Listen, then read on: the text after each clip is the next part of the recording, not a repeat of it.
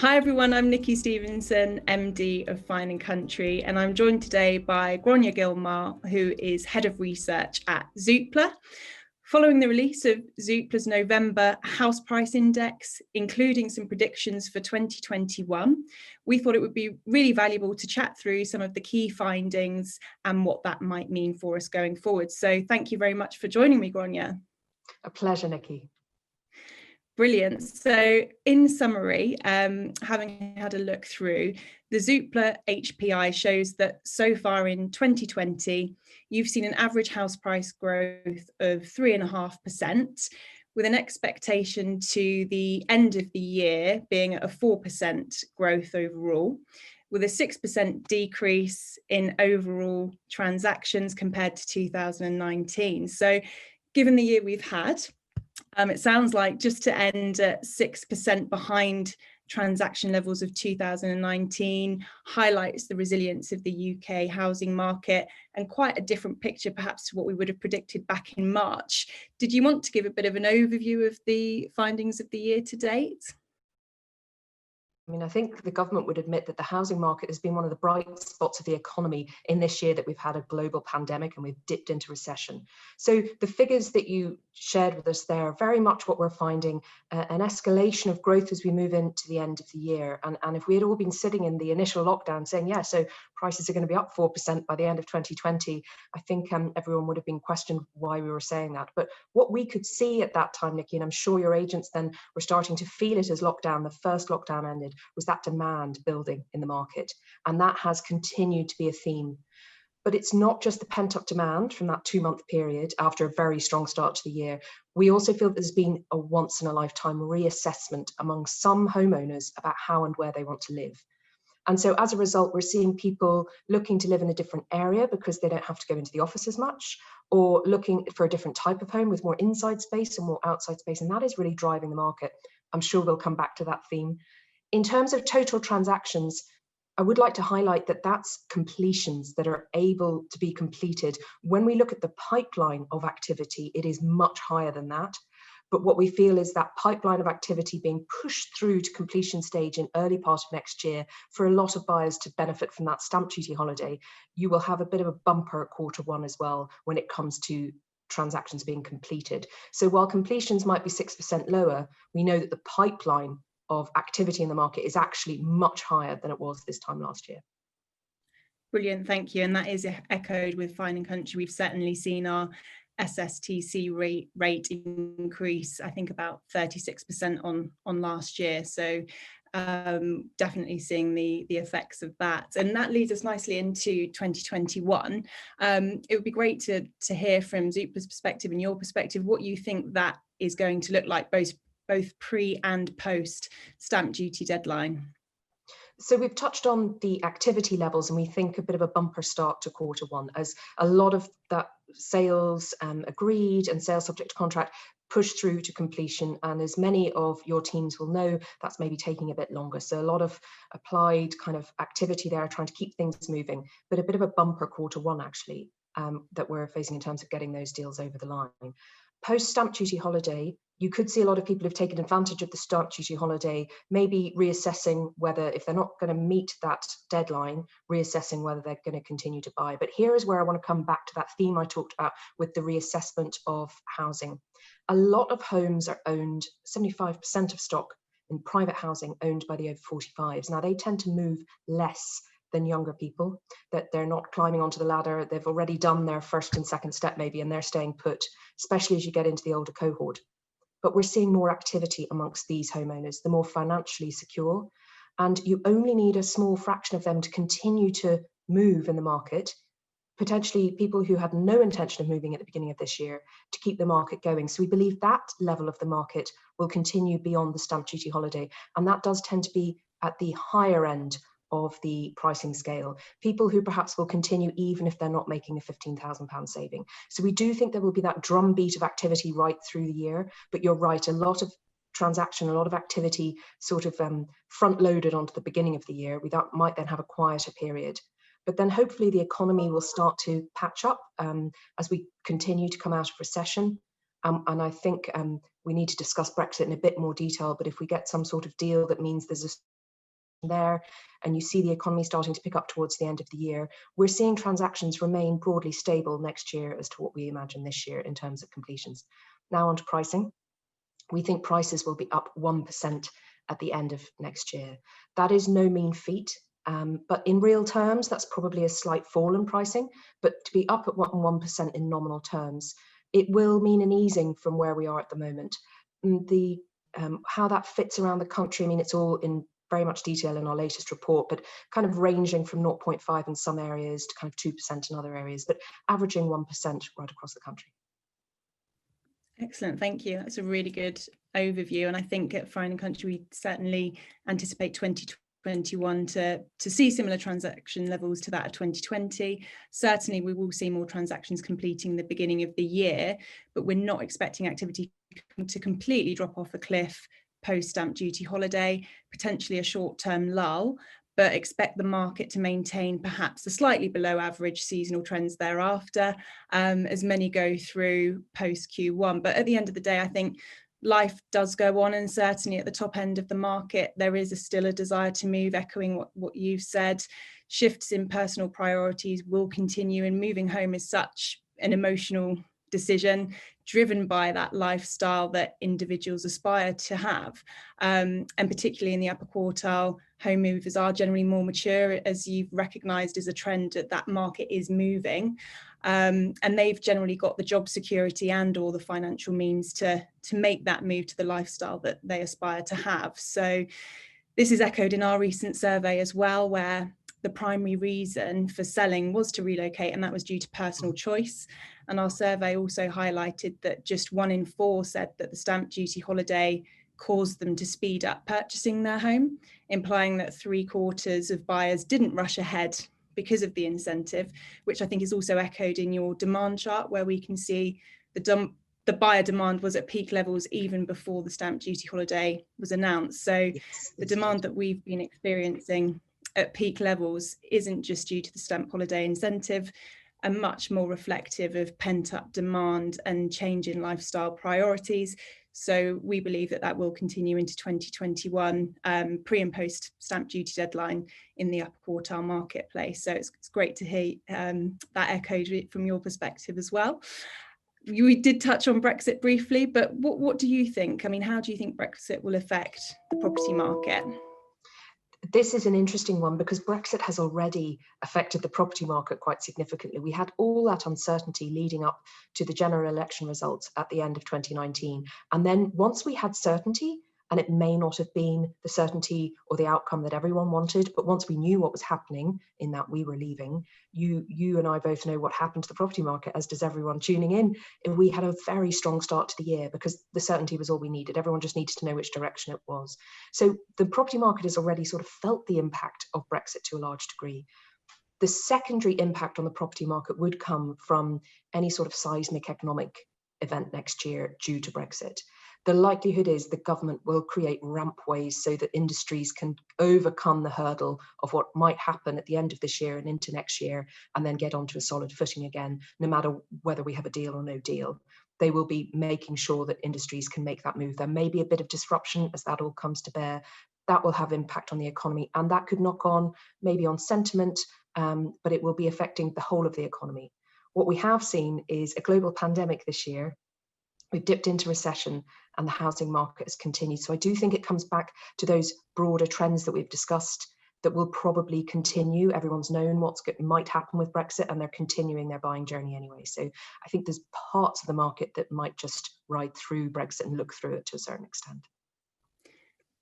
Yeah, absolutely. There's a lot of unknown still to come when it comes to Brexit. And I think what we do know is that the UK has historically been seen as a safe investment for overseas buyers, and hopefully there's no reason for that not to continue, and it may become more attractive if the pound were to drop slightly.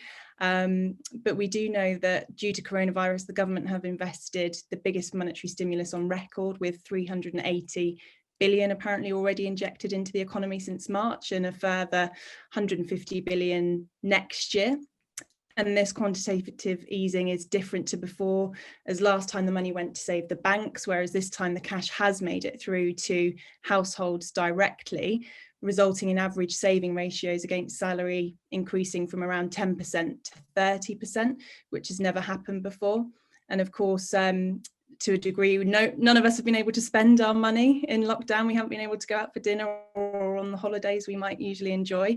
We haven't been commuting. So generally people have put more cash aside. There's a lot of potential spending in our system, which is great for the economy. We just need households to spend it next year. And so long as confidence remains high, that we should see that cash go through. So hopefully the economy will ride through it. But a no-deal Brexit, I think we're thinking, may impact the confidence and then in turn the property transactions, but we'll need to wait to see on the detail around that going forwards. What about the 2% surcharge? Do you see that impacting the property market in the UK for overseas buyers? For the areas of the UK that are reliant on those overseas buyers to a large extent, so we're probably thinking central London, maybe just some areas outside London in the southeast, and some very small areas dotted around the country, which of course are also very attractive to overseas buyers. You could see perhaps that front-loaded again activity leading up to the stamp duty holiday, because that additional 3% is still applicable, but it was on much lower values because the rest of the stamp duty holiday. So there could have been a bit of activity front loaded there, with the added emphasis, if you get in before that deadline, you additionally don't have to pay the additional 2% surcharge. So you could see a lot of activity happening now, and again that might then reflect in what happens in the following months. But as you said, a lot of people will be looking at the UK in terms of investment. It remains a really popular investment destination, and the charges, a lot of investors will be making their decisions on a global basis. And the entry tax for UK property may have risen over the last 5 years or so, or 8 years, quite a lot for overseas investors. But the holding tax, or the kind of annual taxes on property, are nowhere near some of the other global destinations. So over time, it starts to make more financial sense and it starts to even out. So they will be making decisions based on those kind of comparisons rather than just straight on, oh, we have a rise in taxes. The market tends to absorb these rises, and we think it will probably do the same this time around. Absolutely, and we completely agree. We don't think that that the 2% additional taxes is going to have an impact. We certainly think there's still deals to be done, and the UK is going to be seen as a great place to invest. So brilliant. And what about any other particular challenges facing the property market in 2021? We've talked about Brexit, stamp duty, additional 2% surcharge. Are there any other potential challenges that you can see coming forward for the property market? There are some factors that we will be watching. I'm not sure they will necessarily be challenges yet, but there's really, depending on what happens, there's potential opportunity there, or there's potential hurdles. So one of them is mortgage lending and how that plays out. So especially around higher LTV lending for people entering the market for the first time, you want that market to remain open. You want activities to still be happening for people with lower deposits. And if there's that continued squeeze on lending for that part of the market, that could have knock-on impacts for the rest of the market if chains are slowing down because these buyers can't get access to finance. So it's really a case of what happens. We can already see there's been a bit more opening up of finance for larger loans and people for smaller deposits. That kind of pool of finance really came under pressure just around autumn time, but we're starting to see it open up again. So that is a potential opportunity, actually. Another factor will be what mortgage lenders do around forbearance and deferrals. So people who are encountering challenges with their mortgage payments, what will the mortgage lenders do? So that's one to watch. The likelihood is the forbearance will be front and center, not like perhaps previous recessions we've seen, where there was a market with falling prices is really characterized by a lot of repossessions. But we haven't seen that in recent years. All the banks have been very forbearing, and it's all about getting people through a difficult situation and into a situation where they can continue to pay for their mortgage. Another key factor we have to consider is policy changes. We don't necessarily know when and how they're going to come up. Some, like the 2% surcharge, has been consulted on, that's fine, but some announcements we get very suddenly, like the stamp duty holiday, very welcome, but sudden. So there's there's a possibility there could be more government support coming through policy, or we could have policy changes that could have a negative impact. So it's just one to watch. But the likelihood is the government's going to want to shore up the housing market. It is a real bright spot for them, and they'll want to probably continue that into 2021. Brilliant. Thank you for sharing that. And I think from our perspective, we're pretty positive, other than the challenges that we've already discussed. I think in the upper quartile, it's not generally a first-time buyer marketplace. However, some of the transactions are in chains, where at the bottom of the chain, there is that first-time buyer property. Therefore, we will be keeping an eye on Boris's idea of the generation buy and really backing the 5% mortgage initiative, because that will encourage the bottom of the chain to move, which will be important for the top end of the market to keep going through where there are chains. So thank you very much for that. And you touched on it, I think, at the beginning, but I know that you guys at Zoopla have got some really interesting trends that you've seen from consumer behaviour, particular things that people are looking for. Did you want to just elaborate more on those that you found, and perhaps going forwards into 2021, the key things that you think buyers are going to be looking for in their move? Absolutely. So we've definitely seen since lockdown, and we saw that demand come back to the market, what people are looking for in a property. We can see the search terms, and gardens have really jumped in popularity. Now, they're always a very popular kind of search term because people are looking for a property with a garden. That might be a basement flat, or it could be a house, but it's just jumped so much. And that is also mirrored in balconies for people who are living in apartments. So it's the additional space, outside space. What we've also seen, and it's been building throughout the year, this just wasn't a sharp jump after lockdown and then fading. This has been building all year. Any sort of search terms to do with home office, study, additional space. So again, you can see inside the home, people are looking for more space, and that really factors through. We can see that singing out to us through the data in terms of how quickly homes are selling. 3, 4, 5 bedroom houses selling the quickest in the market at the moment because of the additional space inside and out that comes with having that size of a home. So it's additional space, and we expect that to continue well into 2021. Brilliant, thank you. And we're certainly seeing similar trends, and we carried out a survey recently and we asked about any changes. Have any particular requirements become more important than pre-lockdown? And garden increased by 39%, space to work from home 40%, broadband speed was 46% more important, and interestingly the commute became 25% less important, as in this new virtual world that we seem to be living in, you can of course work a lot more remotely and you're less reliant on your commute to work. So certainly Absolutely. There's a huge shift in lifestyle and behaviours and priorities going forwards. And opportunity there. So there's some markets perhaps that were a bit overlooked, which could now come into their own, especially if it seems they have good broadband speeds. So if being near a transport hub isn't going to be front and centre because you only have to do your journey twice a week or 3 times a month, then there's whole opportunity areas that perhaps where markets haven't been so buoyant before, relying on commuter workers. Absolutely. Well, I've really enjoyed our chat, Gráinne. I think that's all the questions that I've got for today. I don't know if you've got any final thoughts before we close this conversation. Not at all, just to wish you and all your teams a very happy Christmas. Brilliant. Thank you. Likewise. It's been really brilliant chatting to you. Thank you so much for your time. Pleasure.